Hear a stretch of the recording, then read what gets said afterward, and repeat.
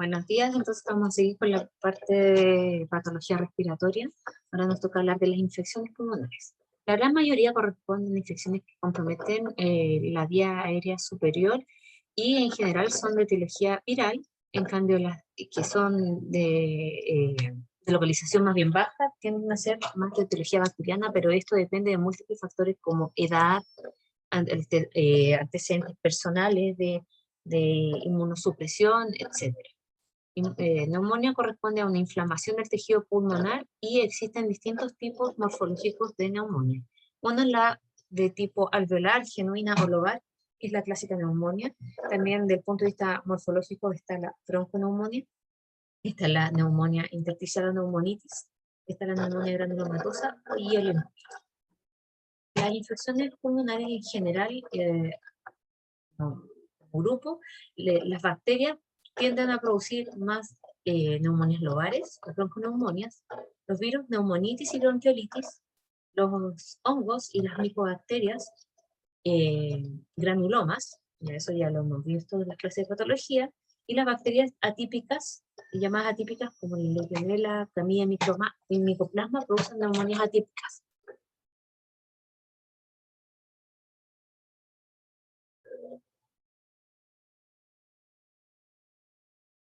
Desde el punto de vista morfológico, las neumonías lobares corresponden a un proceso inflamatorio fibrino purulento de grandes partes del pulmón o del pulmón entero y tiene 4 etapas que corresponden clásicamente, esto sí que me interesa que lo manejen chicos, es la etapa de congestión, hepatización roja, gris y resolución.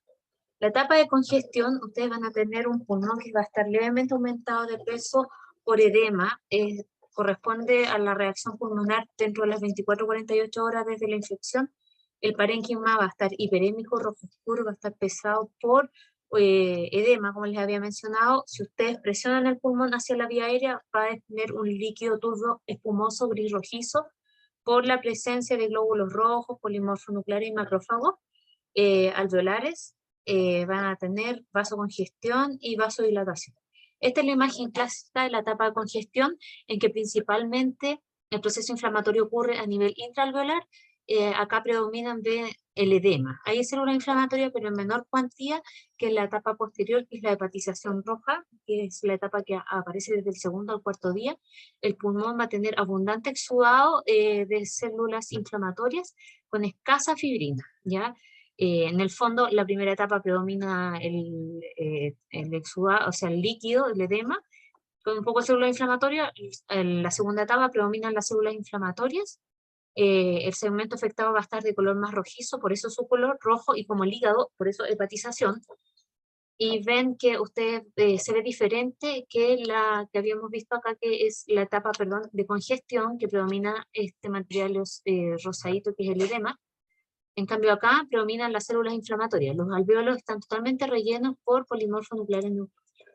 Después aparece la etapa de hepatización gris, que ocurre entre el cuarto al sexto día. Es la etapa que existe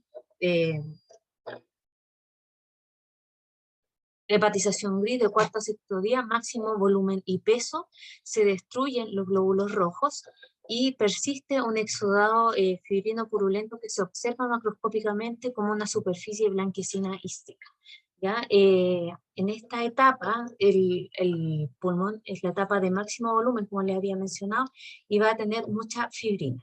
¿Ya? Van a tener atelectasias periféricas, y el pulmón se observa granular seco, ¿ya? Pero como más grisáceo. Ven que la histología es distinta porque los alvéolos están rellenos de fibrina, con mucha fibrina y con exudado inflamatorio también de polimorfonucleares neutrófilos, pero tiene menor cuantía que la etapa anterior de la hepatización roja, ¿ya? Y acá les estoy mostrando una pleuroneumonía. Ven que acá está la pleura, ya llegó el exudado inflamatorio hacia la pleura, está engrosada con fibrina y todos los alvéolos rellenos con fibrina. O sea, estamos en la etapa de hepatización gris. En cambio esta, ¿cuál sería? Esta es la etapa de hepatización roja.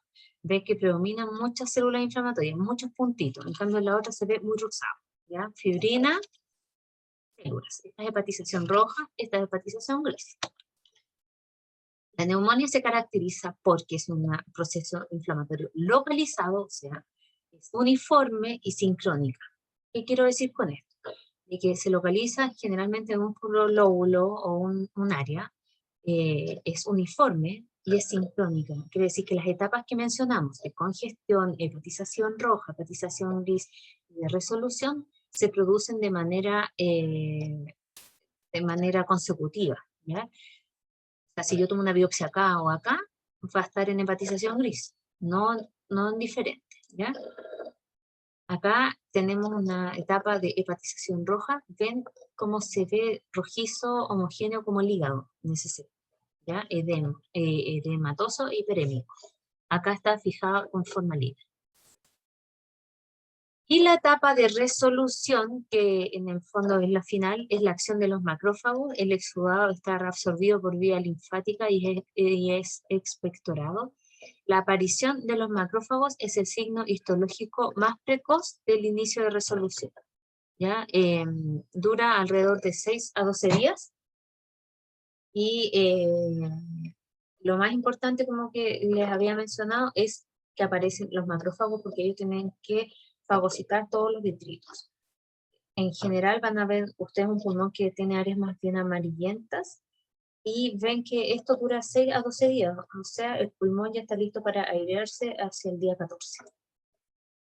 Acá estamos viendo los alvéolos, el lumen alveolar, estamos viendo macrófagos espumosos, estas células espumositas, intraalveolares, son macrófagos. Bronconeumonía. Corresponde también a un proceso inflamatorio pulmonar infeccioso en el cual los focos de consolidación de inflamación supurada van a estar de manera dispersa en distintos lóbulos a la vez con predominio bilateral. Y a diferencia de la neumonía, son múltiples y pequeños los focos confluentes, ¿ya? No comprometen un lóbulo completo a diferencia de la neumonía lobar. ¿Ven? Que vamos a ver varios foquitos en distintas áreas del pulmón.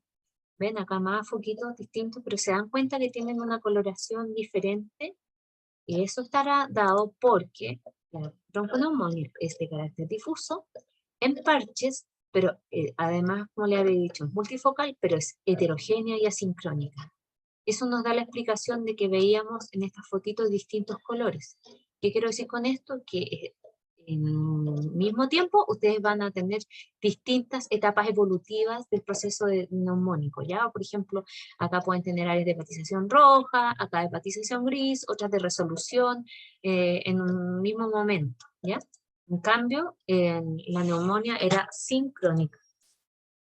Este es un resumen para que recuerden las etapas del proceso inflamatorio de congestión, las primeras 48 horas, hepatización roja hasta el cuarto día, hepatización gris hasta el sexto día, y después la resolución hasta el día 12, pero los tiempos, así de manera seguida, en general, corresponden a la neumonía. En cambio la bronconeumonía se encuentra en las tres fases de manera simultánea. Es por eso que los tratamientos antibióticos de las neumonías son 14 días, ¿ven? Por el tiempo evolutivo del proceso inflamatorio.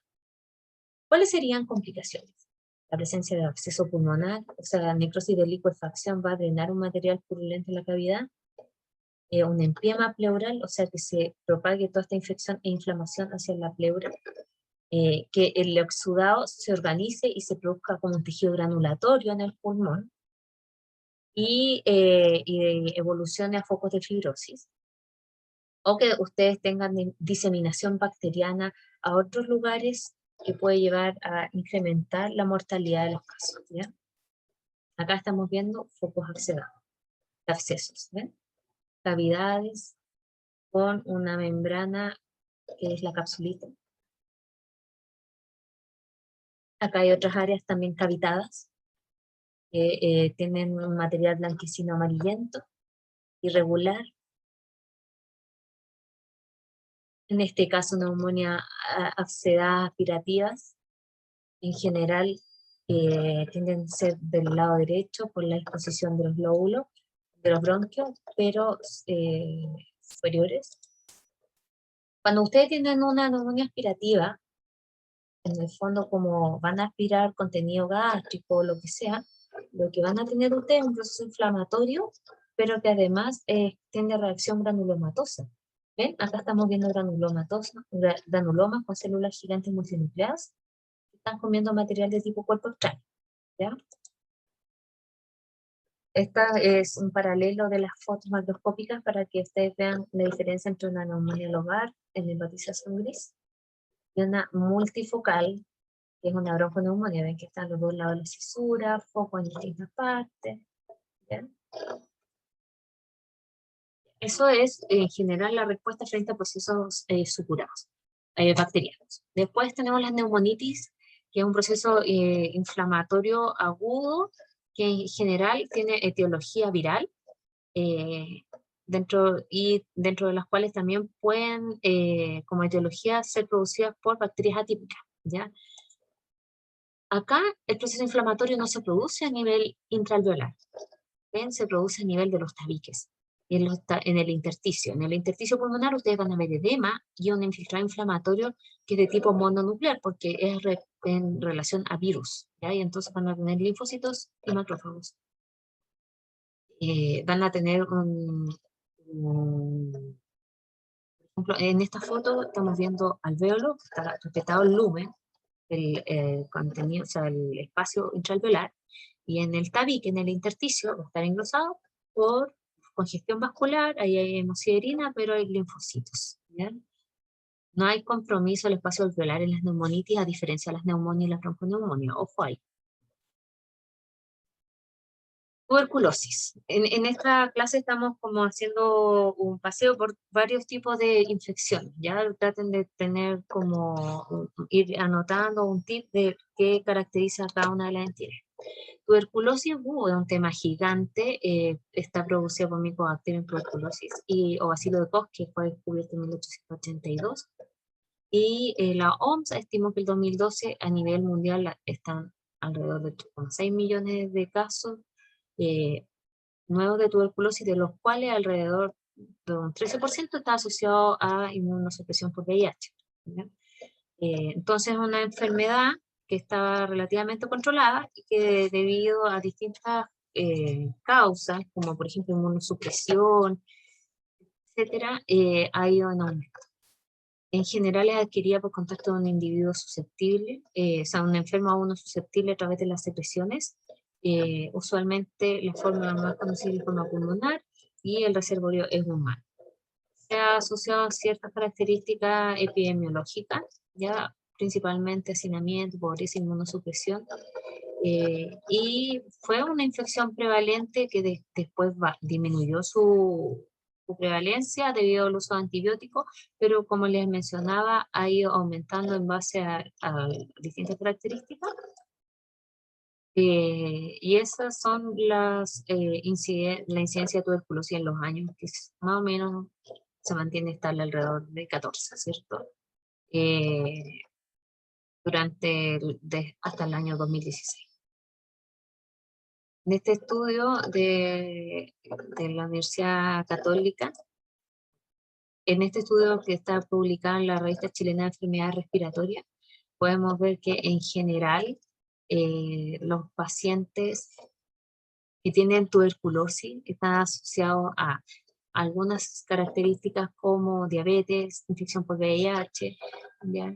Y en este estudio ustedes pueden ver que además la gran parte de las manifestaciones de la enfermedad son a nivel pulmonar, ¿ya? Pero también recuerden que existen otras extrapulmonares como la ganglionar o el urogenital, renal.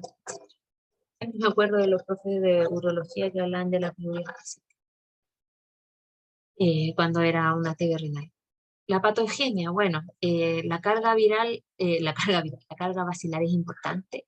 Va a determinar que un paciente con tuberculosis puede infectar a otro, que es un organismo que es susceptible, un huésped susceptible, y llega a través de la vía respiratoria hacia los alvéolos. Ahí van a ser fagocitados y tienen distintas opciones. O son eliminados por el sistema innato y pueden sobrevivir.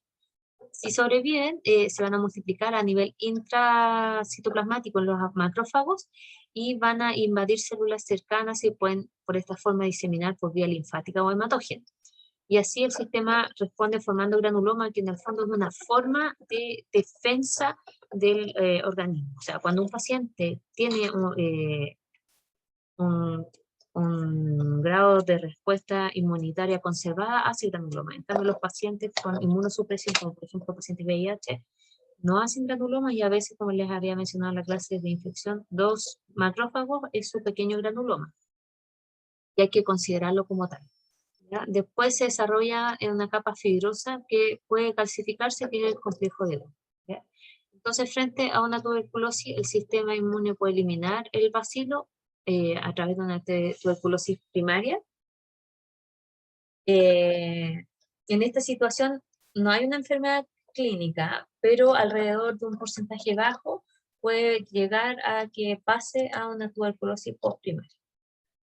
Todo eso ustedes lo pueden estudiar en la clase de fisiopatología, ¿ya? Pero a mí lo que me interesa es que en general lo que se va a producir es la formación de estas estructuras granulomatosas que se pueden cavitar, ¿ya?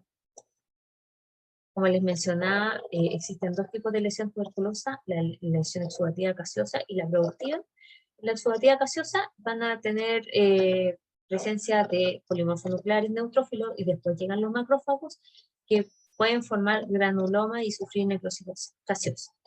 Y después tenemos la forma productiva, en la cual los macrófagos epitelioides ya forman un granuloma propiamente. Entonces, la tuberculosis inicial afecta el lóbulo superior, y después esa lesión se puede ir excavando según... ¿Por qué se excava? Porque aparece esta necrosis gaseosa que es acelular y va dejando cavidades. Después se puede inclusive diseminar. Este es como un cuadro en tiempo evolutivo, como desde la prima infección puede pasar al complejo primario y puede curarse, o puede pasar a lesiones latentes.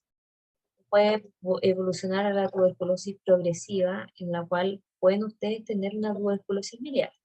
Pero después también esas lesiones latentes pueden reactivarse y formar lo que es la tuberculosis secundaria, o a través de una reinfección de un paciente que tenía lesiones latentes, reactivarse una tuberculosis secundaria y pasar a lesiones destructivas, nuevamente a localizarse, o producir una TB secundaria con diseminación masiva y una tuberculosis miliar. O sea, la tuberculosis miliar puede puede originarse de distintas formas. No se preocupen por las etapas evolutivas, en caso de mesoterapia, no se estresen con eso, porque en el fondo acá estamos exponiendo los tipos de patología inflamatoria.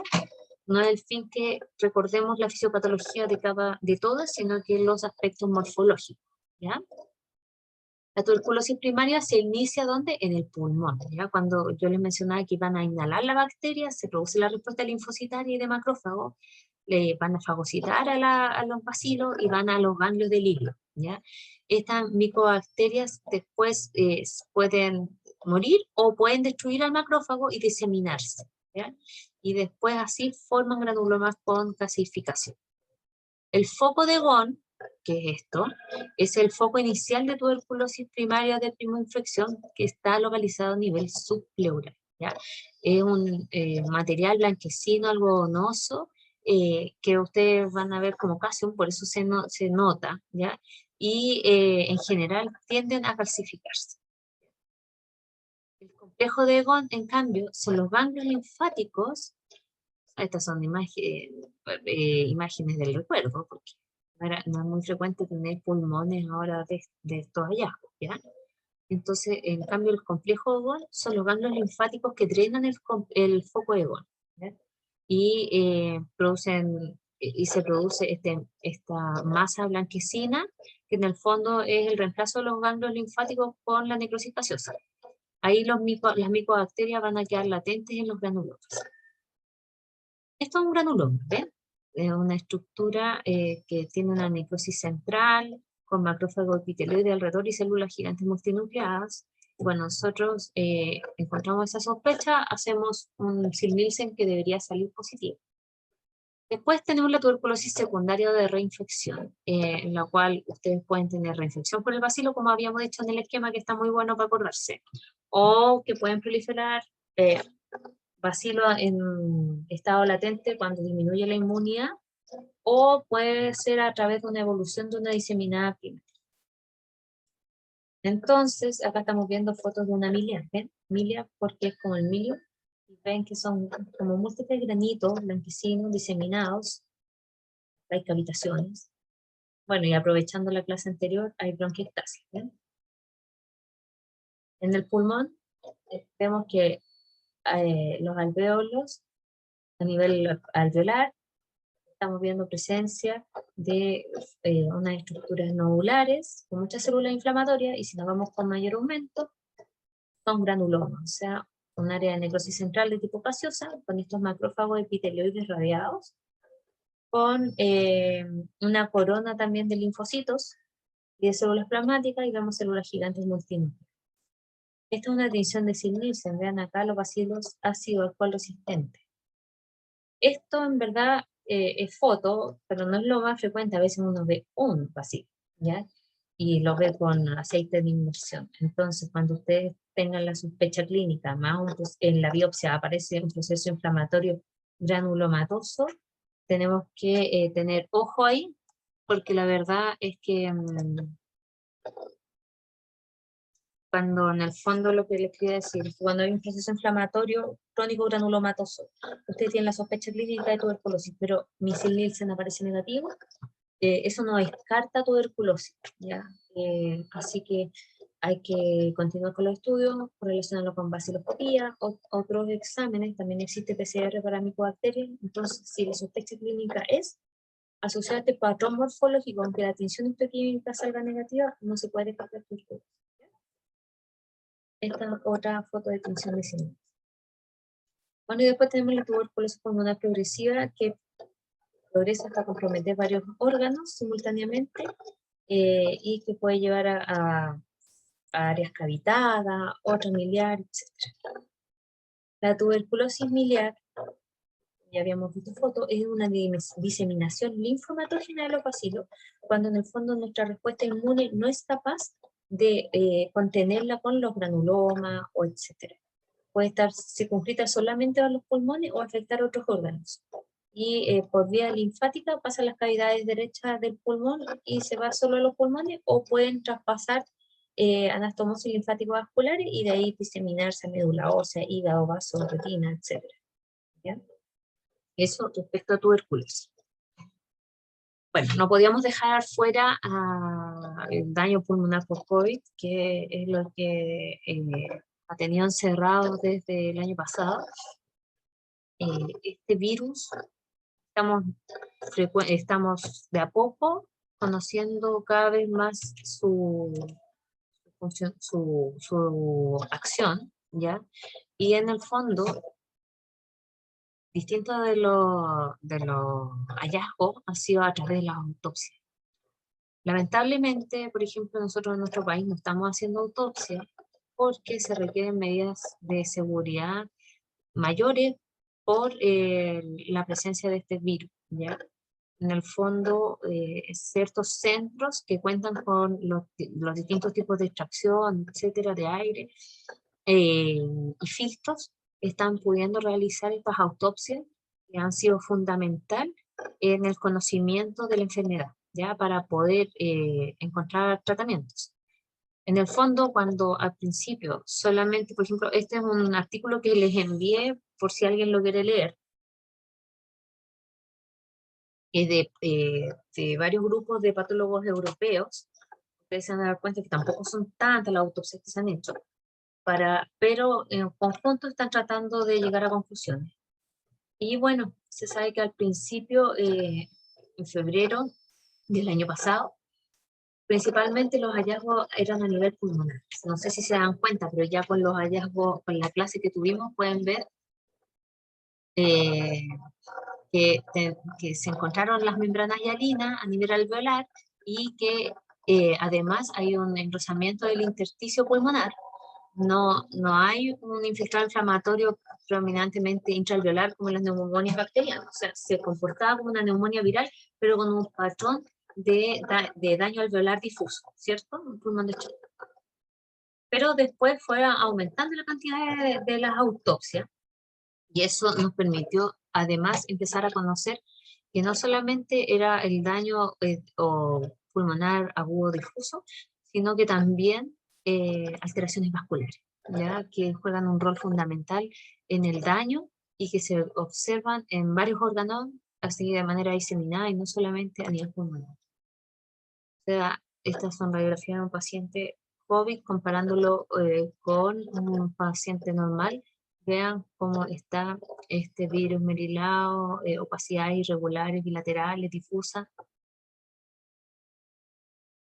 Entonces, a nivel alveolar, este virus tiende a llegar por la vía respiratoria, ¿cierto? Llega a los alvéolos y en ese momento empieza a atacar a los neumocitos y también pasa a través de la barrera, ¿ya? Entonces, tiene una acción tanto intraalveolar como circulatoria, ¿ya? Se mete a los vasos. Se ha visto entonces en distintas series. Estos son temas en publicación, les pongo ahí la referencia por si alguien quiere leer más de los hallazgos de pacientes con autopsia, pero se ven componentes de bronquiolitis y de neumonitis asociados a displasia respiratoria. Ven acá en bronquio con infiltrado inflamatorio, y además vemos que los alvéolos que apareció acá, ustedes ya las conocen, son membranas hialinas. En este mismo artículo además se ve que llaman la atención los neumocitos tipo 2 que se ven atípicos, ven como más cabezones, que deberían ser un epitelio bastante plano, y les encontraron ya que la PCR perdón, la hibridación in situ para COVID, SARS-CoV-2, y acá tiñe los neumocitos tipo 2 que están infectados con este virus. Esta es una técnica inmunohistoquímica que es menos específica, pero que también sirve para mostrar las nucleocápsides virales. Esta es una cromatografía en el fondo para ver el distinto proceso inflamatorio que ocurre. Ven, estos son marcadores de linfocitos T, este es un linfocito B, estos son macrófagos. Entonces, existen múltiples hallazgos post-mortem que se han visto en pacientes con un resultado fatal por COVID, que son tanto a nivel pulmonar como vascular, sistémica, generalizada, y ven que se ve en esta serie que eran... bueno, en esta serie vieron daño alveolar difuso en 16 pacientes, agudo y ya con signos de organización en 8. Daño alveolar difuso en 8 de 12 pacientes, esa es la corte que tenían, que son estudios prospectivos, y en esta daño alveolar difuso de 11 casos, ¿ya? Entonces yo les traigo este tema para que vean que han aprendido respecto a los hallazgos que podrían estar ustedes leyendo en un artículo, ¿ya? Porque en los artículos hablan de la presencia de membranas hialinas, ¿bien? Membranas hialinas a nivel intraalveolar. Después vemos que en este otro trabajo empezaron a encontrar las trombosis. Ven que hay focos de infarto pulmonar, áreas más rojizas alternadas con blanquecina, y en la rama de las arterias pulmonares, miren, tremendos trombos.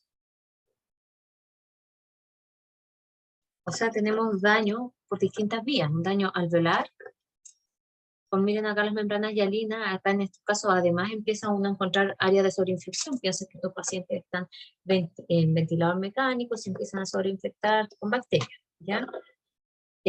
Pero esta foto nos sirve para destacar las membranas hialinas y además ver que en la circulación, en los vasitos pequeños, también hay microtrombos. Miren este tremendo trombo de la arteria. Entonces, acá hay otro artículo, vean que los hallazgos histopatológicos también les sirven a los intensivistas, ¿ya? Para tratar de explicarse el síndrome de estrés respiratorio.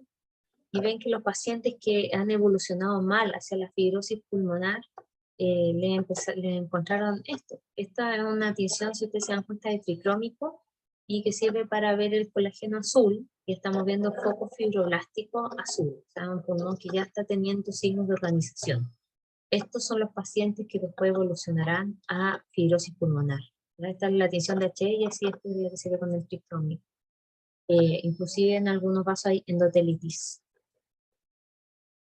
¿Qué vieron en ese estudio, por ejemplo? Que cuando los pacientes tenían una menor exposición, una menor evolución del cuadro inflamatorio pulmonar de distrés respiratorio. Cuando evalúan el distrés respiratorio, a eso me refiero.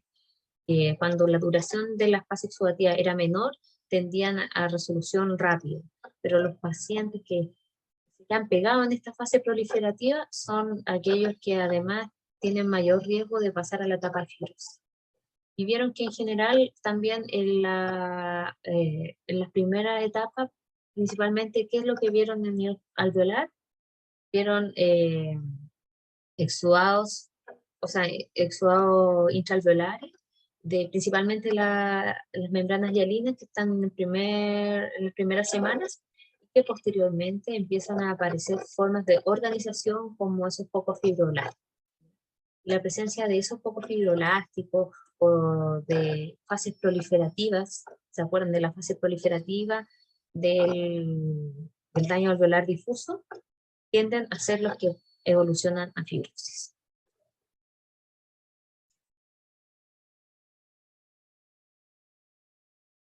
Ya, chicos, eso les quería mostrar, que en el fondo los hallazgos de COVID cada vez van a ir aumentando en la medida que los vayamos buscando, siguen las interrogantes. Porque, por ejemplo, en los tubos endotraqueales, cuando se los sacan a los pacientes están llenos de situación mucosa, ¿qué es lo que implica eso? Los pacientes tienden a tener esta trombosis que es generalizada a nivel tanto renal como en distintos órganos. Nosotros solamente en esta clase estamos hablando de la parte pulmonar, pero también se ve a nivel cerebral, etc. Entonces, de a poco estamos tratando de comprender con las autopsias y otros hallazgos la fisiopatología del COVID, ¿ya?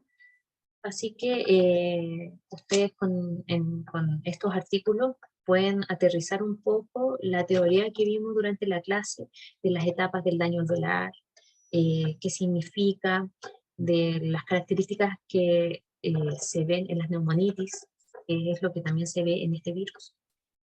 Y en la clase práctica de la próxima semana aclararemos más dudas. Estén bien. Chao, chao.